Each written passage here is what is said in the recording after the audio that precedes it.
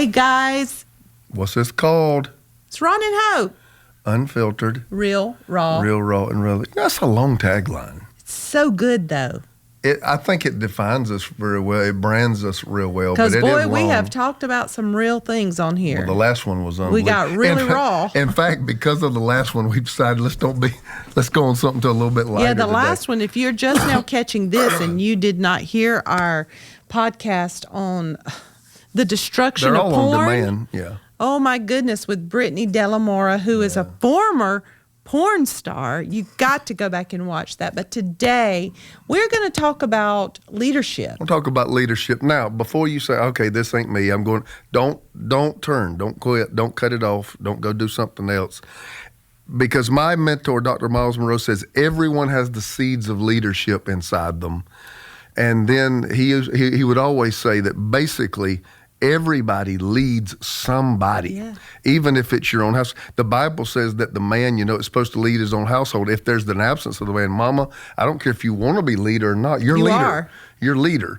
And there are people that are leaders on their ball team. There are people that are leaders on their shift. There are people that don't have a title, but everybody looks up to you because of your faith or because of your stance or because of your morality.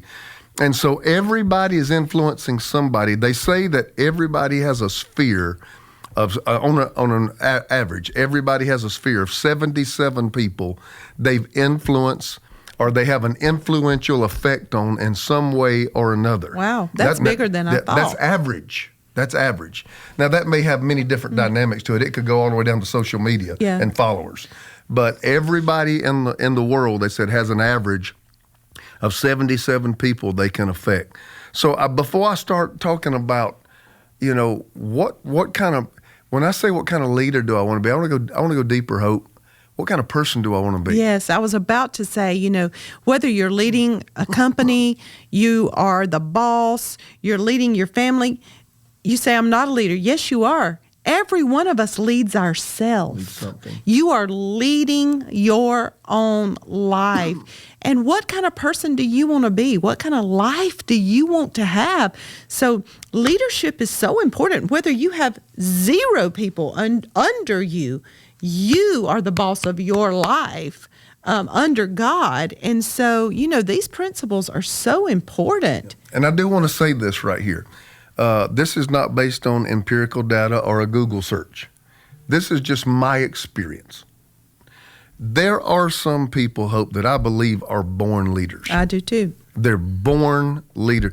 My oldest son, we talk about him all the time and his troubles, but he's an insanely gifted person. Yes. And if you went back to children's church and there were 50 kids in his class, he was standing on top of the castle and he had whooped everybody's behind in there. And bit most of them. He's never been to a leadership conference. He's never been to a leadership course. But whatever room he walked in, he dominated that room. He led that room. And I learned a lot by watching him. Nobody's ever taught him that. No. When the first time he ever played football, he was the quarterback, and he walked into the huddle and took it over. Mm-hmm. Not because his daddy taught him huddle leadership skills. It was just in him. There are other people he ruled my life for a long time. And there are other people, let's be very honest here too, it doesn't come that natural. No. It doesn't come, they'd rather be by themselves. They'd rather function as a one-man show. And there's not one good and one bad. Right. But even if you are the person who sits in the cubicle and gets lost in your computer and loves what you do, to say that you affect no one, you're just kidding yourself. That's true. That's naive. Yeah. Everybody affects somebody. Here's some of what I told them at the staff meeting this week. And Hope, I haven't told you what it was. That? Did you hear that sound? Did you hear that sound? That was a clip. A clip just come away from our beautiful backdrop here. Yes, wasn't that awesome? So I don't know if you heard the sound or not, but it was a click on our side. Okay. It wasn't nothing wrong with your computer. Now, see, you done made me forget what I was going to talk about. Sorry, I just thought that was so funny. We're over here just getting in. Bam. Who told you to think the staff meeting teaching was good? Your assistant, Teresa. She don't even listen. She thinks. Yes, she does. She don't even like me. I'm just kidding.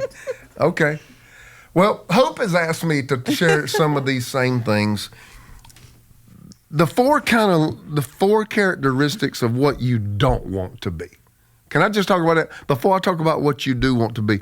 These really are not leadership characteristics. This is the kind of person I want to be. Yeah, this is the kind of person I want to be. I remember when Chase was going through his rehab, Chase had a counselor look him straight in the eye and said, all right, Chase, what kind of person do you want to be?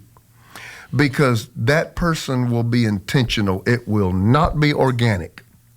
It does not just happen. There are intentional steps that you take functionally, attitudinally, thought life, words, posturing yourself, the way you treat people. There are so many intentional dynamics that come with being an impactful person. But you have to ask yourself that question. Exactly. And be Who do I and wanna be honest. Be honest with yourself. Number one, you don't want to be a controlling person. You don't want to be a person that leads by control. Control creates compliance. And the Bible has nothing to do with compliance. The Bible is a book that talks about mutual submission. Submission means Hope gives her opinions to Ron. Hope has dialogue with Ron. And Hope may even agree with Ron. But lovingly, she understands that she will support him in whatever course that he charts. And that is the way that our marriage works. We dialogue, and then I say, all right, I've got a decision to make. And she says, I will support your decision. And when I've made a bad one, she don't come back and say, I told you so. Well, I used to. You did a little while, but not much. You never made me learned. eat it. You never because I was also the kind of person to say, you know what, I screwed that up, didn't I? I screwed that up. Let's do something different. So we didn't mully around in it. We just said, all right, we learned something. Let's move on to the next one. But that's what submission is. Control creates compliance. And there's probably nothing, not many things, don't say nothing, there are not many things worse than having every day to live and work under somebody who's manipulative and controlling. Especially when you're grown and when you're an adult. You want to feel like that your opinion matters, that your voice matters, and you don't want to feel like that your whole life is under the thumb of somebody else, even in marriage. When you're an adult, you don't want to be parented. No. It's no longer the time to be parented. You can be led, but you don't want to be parented.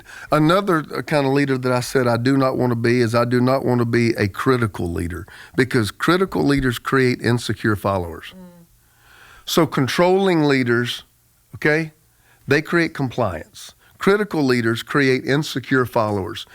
If you are in charge of any team, whether it be nursery at church or whether it be a Fortune 500 company, you want everybody around you to have the confidence that they are valued and that you believe they can do their job, and they can do their job well. So critiquing is not being critical. A critical spirit always sees the glass half full, and they can do 99 things right, but that person will walk in the room and find the one hair that is out of place. And that's another difficult personality that is not pleasurable to work for. Not just working. That's not pleasurable to be around in life. Yep. I don't like to be around negative Nancys. I mean, your name might be Nancy. I'm not talking about you, but you know what I mean.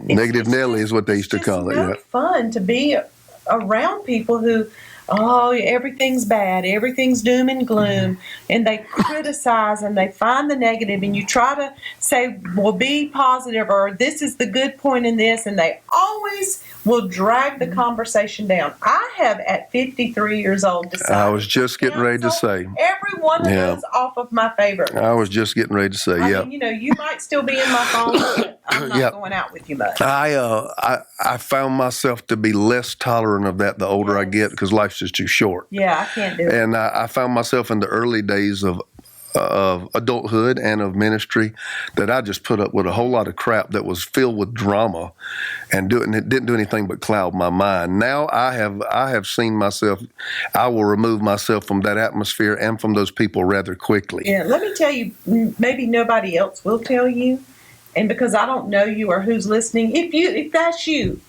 listen, nobody wants to be around you. Nobody likes that. You are not gaining friends and influencing people by being so critical and nasty.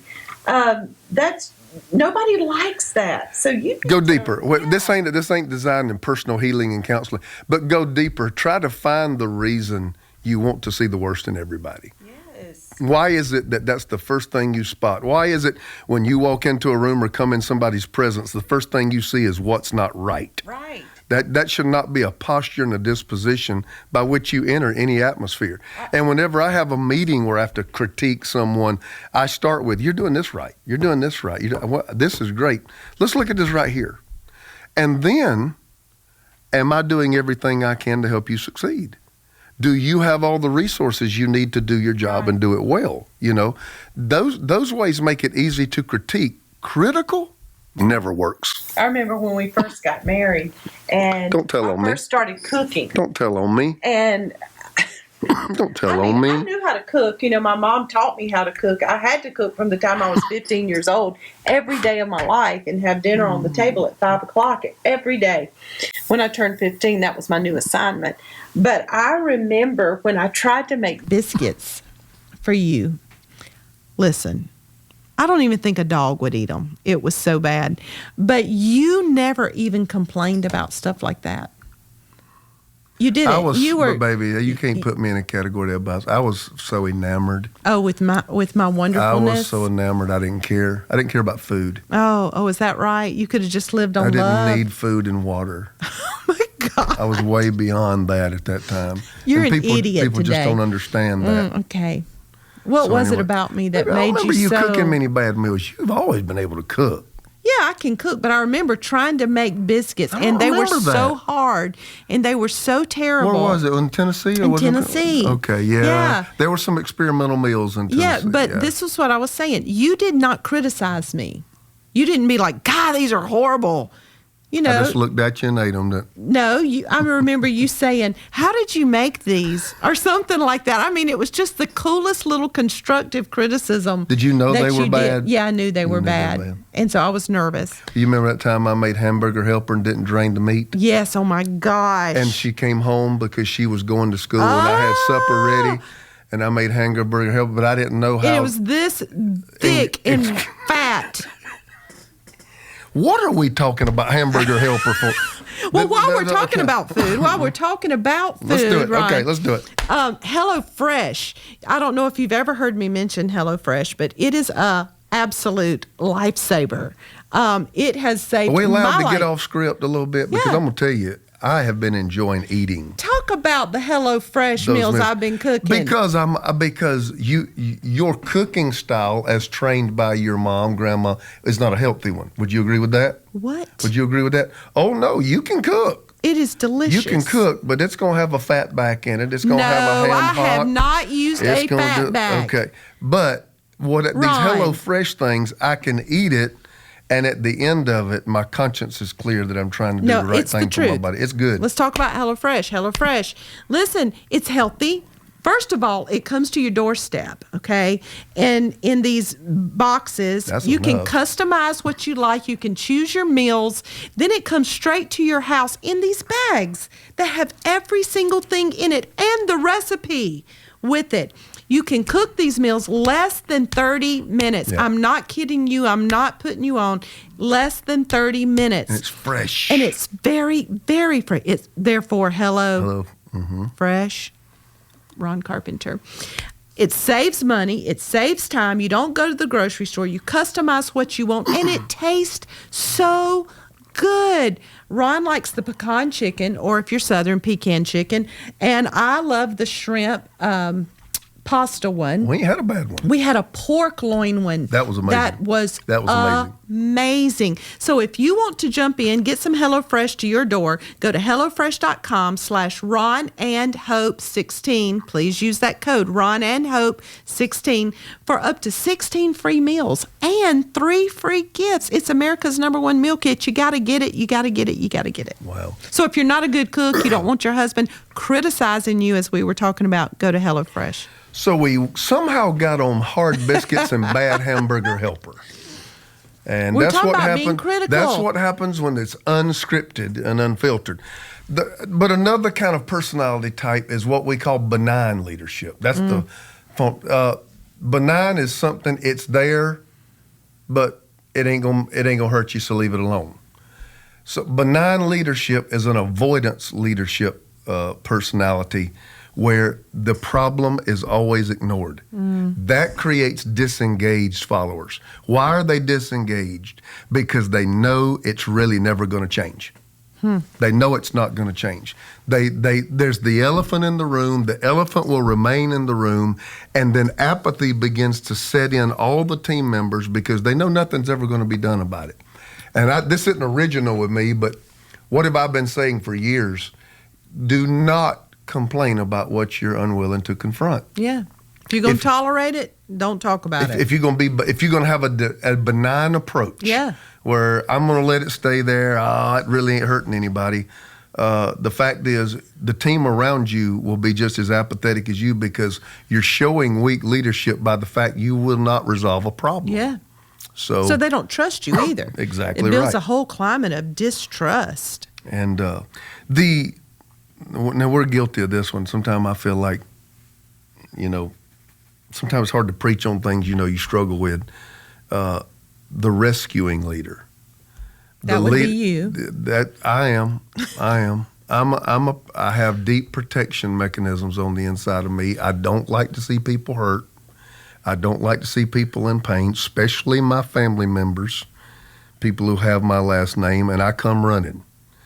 And that's not always healthy because, baby doll, in the law of sowing and reaping, which is the law that governs the kingdom of God, it is the foundational law upon which the kingdom of God rests.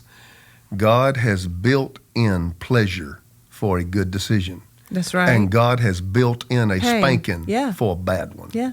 And if you always intercept the spanking, people never grow. That's right. You don't learn. I want you to speak to that right there because I know you've had some thoughts about people taking responsibility for the things that they do without somebody else.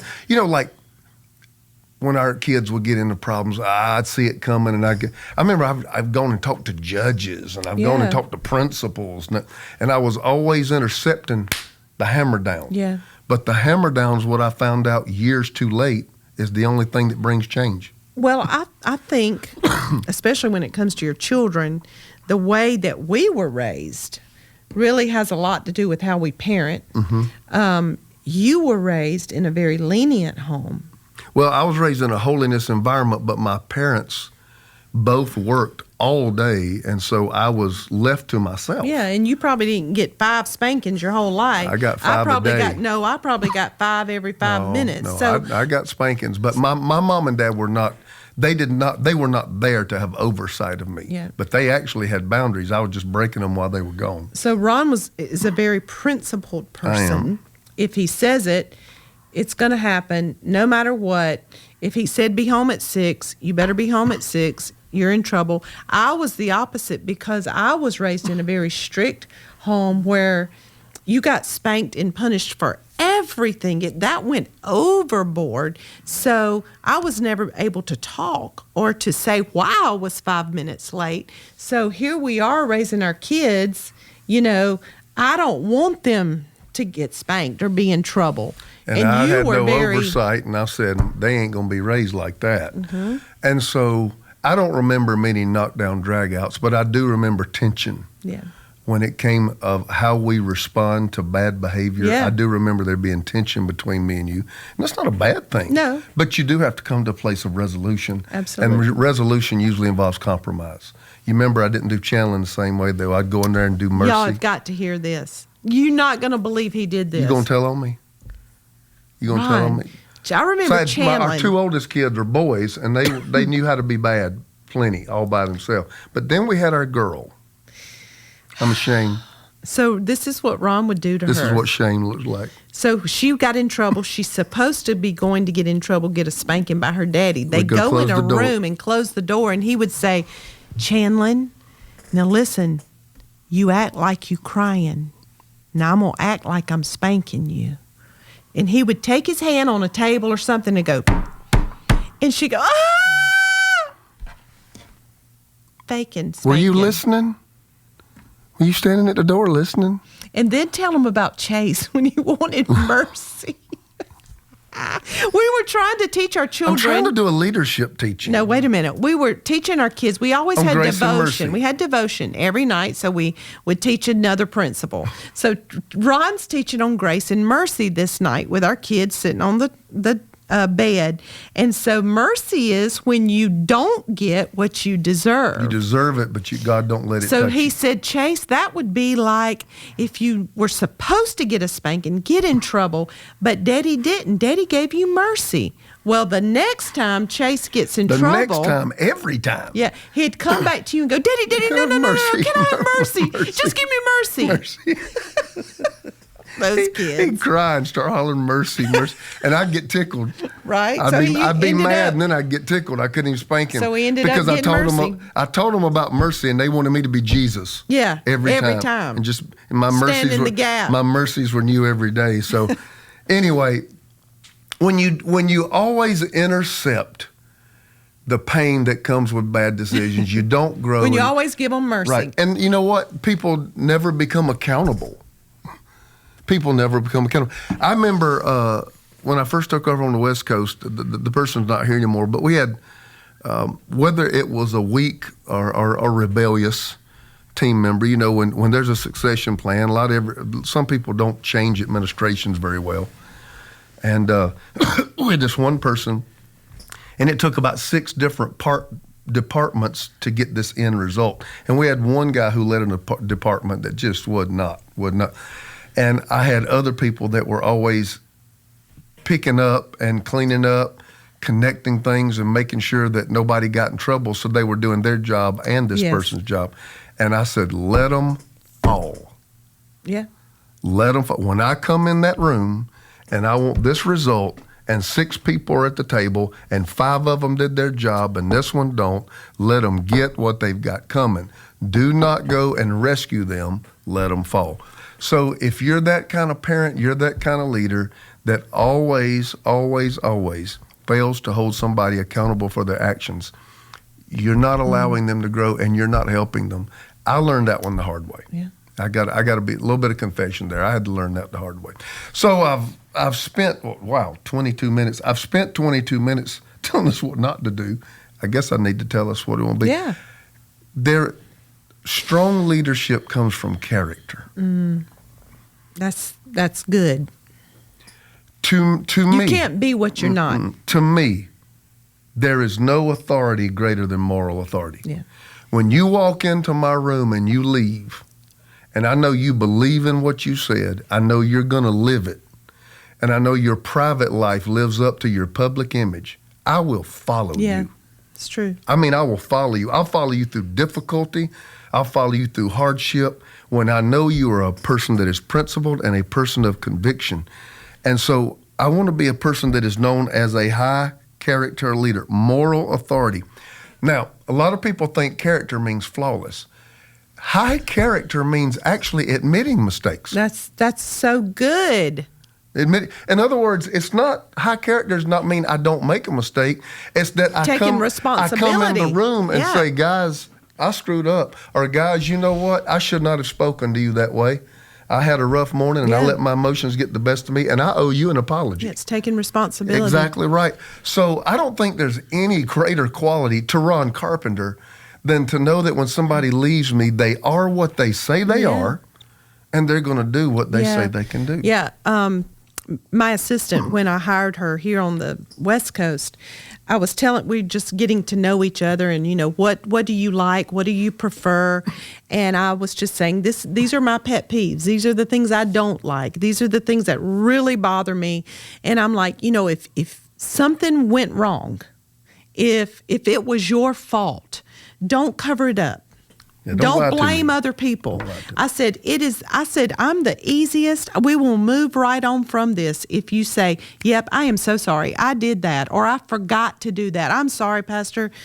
That slipped my mind. Okay, fine, let's go. But if you dance around, excuse after excuse after excuse, that just, I cannot work with people Do you like find that. that as we're getting older, that's true too? I said just a minute ago, sometimes when I get older, the less of that I just have so much tolerance for, because your tolerance is worn so thin. just trying to get all this in before our time begins to wind down. I want to be a leader that faces reality. What I mean by faces reality, I'm aware there are problems. I'm aware there are weaknesses. I spend much of my time solving problems. Mm-hmm. When I come home to you on Tuesday night, I'm pretty much wiped out. And I'm not wiped out like that any other day of the week, but Tuesday is an administration day. The way we're structured, when all the issues come to us. It's where all the issues get, the issues that got past departments and needed to be carried all the way to my office, and they say, we have got to solve these problems. I spent a whole day facing weaknesses, challenges, difficulties, personnel issues, structural inconsistencies, all those things. But I want to follow somebody, number one, that's got a character, and number two, somebody that will face realities. Yeah. You know, a lot of people ignore it when something's going down. They ignore it if their church is deteriorating. Yeah. You know, I study those numbers. If it's a downward trend, why is this right here happening? And we're going to stay in the room until we find out why it's happening. I just table so because hard. I will sit there and say, Bam. This is unacceptable. The kingdom of God is like a mustard seed. It grows. It's like a tree that becomes the largest. It's like, you know, the net that brings in the fish. It's supposed to be an expanding live organism. Why is this stagnant? Go look at the reality. Why are people not engaging in worship? Why do your kids roll their eyes when you say anything? Confront the weaknesses, the challenges, and the inconsistencies. Character, and then being aware of the realities around you, whether they be good or bad. Yeah, well, the Bible says, speak the truth. Speak the truth but in speak love. it in love. You know, you can say anything if you say it the right way. You know, so many people are so afraid to confront anything because they're afraid they're going to offend somebody, right? And in our tone of voice, just something so simple as our tone of voice. Ron and I were discussing something the other night, and it was an issue. Maybe you got to quit touching me during the podcast. And it was an issue. And listen, Ron started going, like this, and doing his hands. I said, I felt the Spirit of God at the time. I said, I'm right here. That was the anointing. No, it wasn't. That was the anointing. You were getting in the flesh because you were getting aggravated. And we're supposed to have been having a conversation, and he's like he's fussing at a child. It's passion. And I'm like, I'm grown. I'm right here. You don't have to talk like that to me. So tone is so important. And I was talking to a staff member the other day, and she said, you know, well, I really have to work on my tone. She said, because a lot of people have told me that if my tone changes, they think that I'm mad. She said, and I'm really not. I'm just like you were saying, passionate, but it comes across a certain way. That's good. I didn't say that in my staff meeting. You should have been in there yesterday and said that, but you were back packing our house. Yes. While I was at the staff meeting. You know, this is something that I probably was very weak in, and that now that I hate to say later in life. That sounds awful, doesn't it? With your old self. But the fact is, we have been doing this a while. And you do realize. You do have some gray hair right there. Yeah, and it's just a ring, and that ring's been there a long time. People ask me, do you color your hair? And I'm like, no, that is the only place he has gray hair. No, it's this so is gray strange. too. This is gray too. I'm talking about your hair here. I have a ring around my head and gray. Baby, I'm trying to stay on script, but you're touching me and you're saying other things and you get me off track. Okay. I'm looking at my notes here because I got like an hour's worth of notes, and I'm trying to say what I'm trying to say. A weakness that I had was I was so goal-oriented. You remember that, Ron, drinking 18 Mountain Dews a day and just could not be stopped. Could not be stopped. And some of that was God, but I'm realizing a lot of that was just straight up unhealthy. We've learned that through our time of reflection and counseling and other things. I think I failed early on to let people know they were more important than what they do. And great leaders care about people. Yeah. If I know you love me, here again, I will bust my tail to do a good job. Mm-hmm. If I know you care about me. So now I'm intentional. Not intentional. You'll go the extra mile. Yeah, not intentional as, okay, I'm going to do this for 45 minutes. But I'm talking about within my heart. of going by offices. If I can, I can't walk the whole campus. The campus is huge, but walking by and sticking my head in. How's the kids? I heard your kid had a fever the other night. How's he doing? Yeah. How's he doing? Did y'all enjoy your vacation? I heard you took a couple of days to the mountains. Well, just that little bit. You go the extra mile for them. They'll go the extra mile for you. I had missed 2 weeks of staff meetings because of stuff we had to do in other states.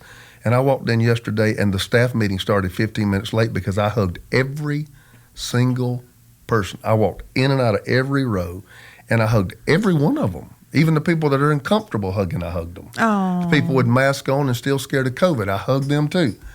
And I did that intentionally. Why? Because I don't want to come in and just start giving orders. Right. I value you. Can I pray for you? Yeah. And when I start and end my prayer in our staff meeting, I don't pray for stuff. Mm-hmm. I don't pray for a goal. I pray for them. Jesus called that servant leadership. Yes. People esteem traditions and principles over people. Jesus esteemed people over principles. Right. Sure did. They said, you're not supposed to wash. Heal. You're Yeah. not supposed to do this on Sunday. You're not supposed to heal on Sunday. But Jesus always esteemed the person. That's right. And I want to be the kind of leader that the person leaves the room and say, that guy cares about me. Yeah. That guy cares about me. So that's another way that you want to lead. The last one I'm going to say right here is be the kind of leader where people can ask you questions. I'm going to tell you something else I do not enjoy is a know-it-all. Right. Somebody who Dogmatic, know-it-all. always knows more than you. The other night, Hope, we were asked to go to some people who live in our little cul-de-sac. They're very educated people, very brilliant people, very successful people. I think they were all from India, I think. Everybody in the room, I think, was one person had a Latino background, the other.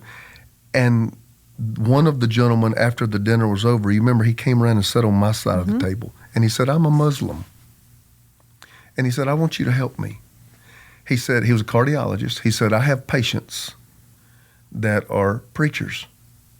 And he said, I have found that Christian preachers are the most dogmatic, rigid people I have ever met. Wow.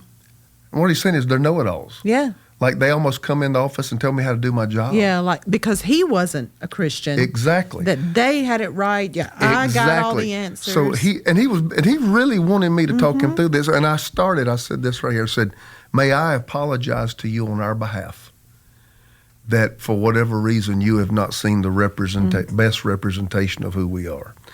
And I told him, I said, I bet you those guys, because their heart patients are maybe later in years. He said, yes. I said, I think you would find the younger generation probably to not be that rigid because they have realized the mistakes of their fathers. Yeah. And he said, that was very interesting and seemed what comfort into him. Yeah. But I was amazed that was his whole perception of the way we are, is we're know-it-alls. I want to be the kind of guy somebody can come to me and question and say, Pastor, I see what you said in there. What if we tried this? I had one of our biggest leaders yesterday submit to me a structure that is literally upside down from the one I've created. But when they sent it to me in an email, when I read their whole, not argument, but when I read their whole line of thinking, I sat there and said, wow. I said, that's probably better than the one I got. Always teachable. Exactly. But number one, I don't think the person cared whether or not I chose theirs. Yeah. They cared if that you I were took open. the time. Exactly. Yeah, that you were open. That's just what because you're at the head of anything doesn't mean that you have to have everything together. I think that is a fear sometimes of people even getting promotions or moving into leadership positions because they're like, well, I don't know how to do this, or I've never done this before, or what if I make a mistake? We're all growing. We're all learning. Questions are the preface to solutions. Questions need to be asked everywhere. Questions are great. Yeah. Because questions take you on a quest. Yeah. They take you on a search. You're hunting for something. Even Jesus came to his disciples, sweetheart, and said, who do men say that I am? He wasn't having an identity crisis. And well, not Jesus forgot who he was for the day, but what did he do? He stimulated conversation and opinion. Some say you're Elijah. Some say you're Jeremiah. Some say you're another one of the prophets. And Jesus didn't condemn any of them. Mm-mm. He wanted, let me hear what you got to say. And by the way, that's not bad company.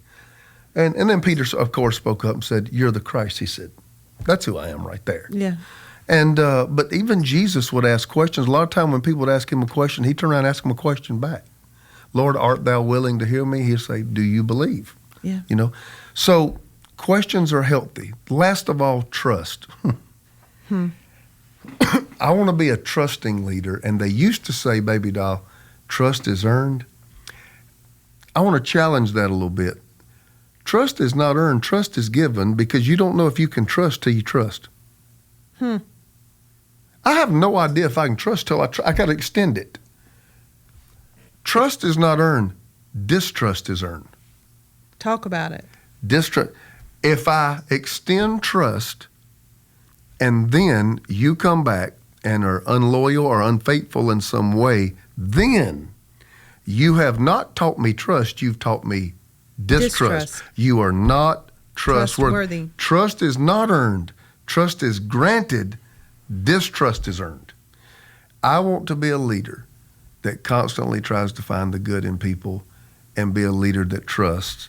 And even if somebody may let you down, fix the problem and extend trust again. You know, there's tons of great leaders, right? Yes. Tons. But Jesus is the ultimate model for leadership.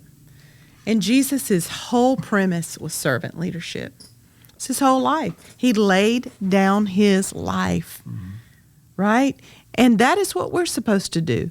Just because we are maybe at the top or leading an institution or leading our family, we always have to have the posture of laying down our life that we are leading for somebody else, like our church. I tell our church all the time, you are the only reason we're here. 80% of all people quit their job because of their boss. Not because of what they do, but because of who they work for. Yeah. 8 out of every 10 people that quit works for somebody they cannot get along with. So those of us who lead, we got to get it right. We got to do better. We've got to just have always the mindset that what we do is not for us.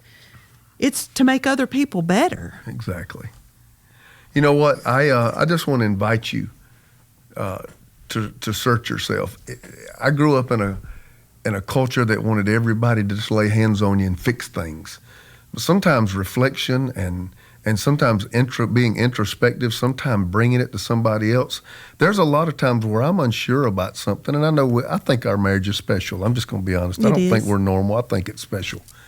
But I come to you often when there's something about me that I'm not sure if I'm seeing me right, and I'll tell you, and I'll say, talk to me. Tell me what you think. Sometimes you're like, baby, that's just not true. The enemy's in your head. Then there's been some other times you're like, okay, do you want me to be honest? That's what I always say. And then Then I know I have to prepare myself because you have the power to hurt me because I care so deeply about you. But you bring it to me in a way where I can digest it and take it and hopefully become a better person. Yeah. And I want to invite you to do that. Be honest about yourself. Everybody has dominant strengths. Yeah. But everybody has dominant weaknesses. So the ultimate question is what we started with. What kind of person, what kind of leader do you want to be? And then take action. Yes. To become, not become that person. So there's some things you're going to have to change. There's some things you're going to have to adopt. There's going to be some things you've got to stop. You can't be critical, right? You can't be a know-it-all. Can't be a benign and avoid problems. You can't do that. Right. And whether you lead a small sphere or a home, or whether you're in charge of greatness, you have to make sure these traits are aligned with your life. I love it. This was awesome today. I enjoyed this. Yeah, this was great. I don't know if people get a lot out of the leadership thing, but I'm a leader, and I love developing people. And these are some of the things that I do in a staff meeting. To try to develop our people to be the best they can be. We love you. We've got more information for them, Absolutely. Tell them. You can follow us on Instagram, Facebook, Twitter, Tell them about our church. TikTok, Riff, myredemption.cc. But if you would love a warm, virtual church family, Pastor, I don't live near California. I don't live near South Carolina. Those are our 2 physical campuses. If you want a virtual experience that's not just going through the gateway of a social media platform, but a group of people who look at this as their church home, and they're in there and they care about one another. It's a great church. You can go to our website and hit iChurch, and on Sunday morning, it's our kids, our youth, our prayer, our groups, our church. It is a full virtual experience for your whole family if everybody has a computer or a smart device, which in today's time, most people do. And I would like to invite you to that. This is Ron and Hope Unfiltered, real, raw, and relevant. You did it, Ron Carpenter. That's the first time. If you are loving these podcasts, why don't you share them with your friends and family? Hercules. Share them with your friends and your family. Share it to your Facebook, your Instagram. Let everybody know where they can find us. We love you. Until next time.